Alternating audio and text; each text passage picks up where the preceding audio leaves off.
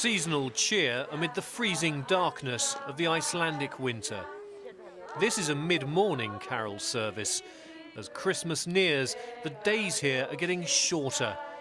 And as the economy worsens, so are people's tempers. At this public meeting, people vent their fury over Iceland's economic collapse. For the humbled politicians on the podium, it's a bit like a 21st century version of the stocks.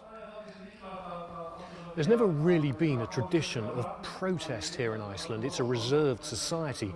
But now, hundreds of people come to these protests every week. Tonight they've been pouring out their stories of losing their savings or defaulting on their mortgages.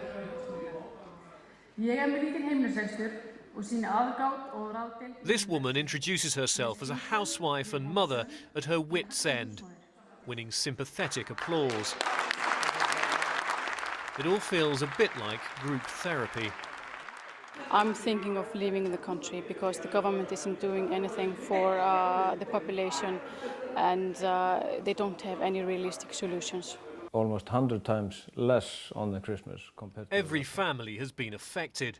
Sturla Jonsson's building business has gone bust, and he's been hit by the collapse of the Icelandic krona because he took his mortgage out in foreign currency. Because I have no job also. As a result, his debt has more than doubled in size, and he fears he'll lose his home. The bank is going to take it in the end.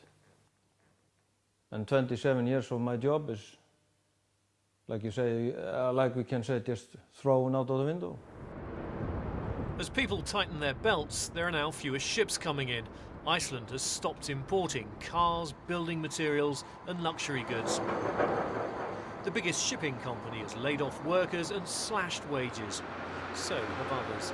Next year, the economy is set to shrink by an astonishing 10%. But the Prime Minister is defiant. We've been through many crises before in this country.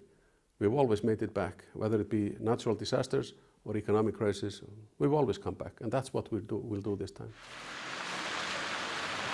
But on the high streets, you don't find much of that kind of optimism. For many people here, the winter will be even longer and tougher than usual.